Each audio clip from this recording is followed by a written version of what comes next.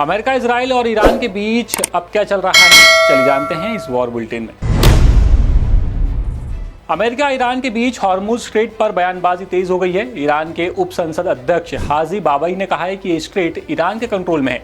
उन्होंने इसे तेहरान की रेड लाइन बताया है और कहा है कि यहां से गुजरने वाले जहाजों को ईरानी करेंसी रियाल में तोल देना होगा।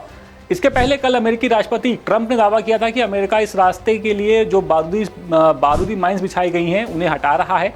उन्होंने कहा था कि ये समुद्री रास्ता जल्दी खुल जाएगा।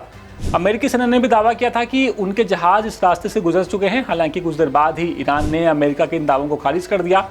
ईरान की रिवोल्यूशनरी गार्ड्स ने बताया है कि और ये चेतावनी दी है कि अगर कोई सैन्य जहाज यहाँ से गुजरने की कोशिश करता है तो उसके खिलाफ सख्त कार्रवाई की जाएगी।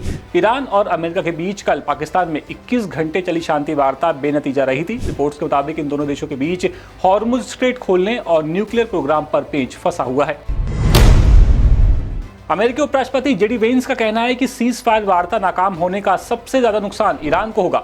वेंस के मुताबिक अमेरिका ने अपना आखिरी और सबसे अच्छा प्रस्ताव दिया था। अमेरिका ने बातचीत में काफी नरमी दिखाई, लेकिन ईरान ने इसे मानने से इनकार कर दिया।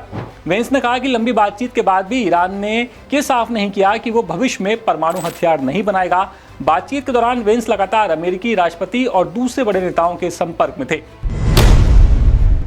ईरानी संसद अध्यक्ष मोहम्मद बागेर गलिबाफ ने इस्लामाबाद में हुई बातचीत खत्म होने के बाद अपना पहला आधिकारिक बयान जारी किया है।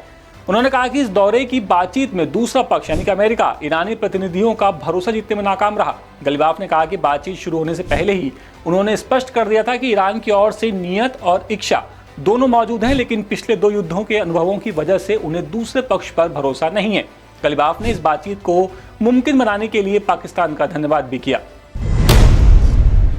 ईरान में इंटरनेट शटडाउन को 44 दिन गुजर गए हैं। इंटरनेट पर नजर रखने वाली संस्था नेटब्लॉक्स ने बताया है कि ये किसी भी देश में अब तक का सबसे लंबा इंटरनेट शटडाउन है। संस्था के मुताबिक इतने लंबे इंटरनेट शटडाउन का असर आम लोगों की जिंदगी और देश की अर्थव्यवस्था पर पड़ रहा है। लोगों को जानकारी पाने में परेशानी हो रही है और कामकाज भी प्रभावित हो रहा है।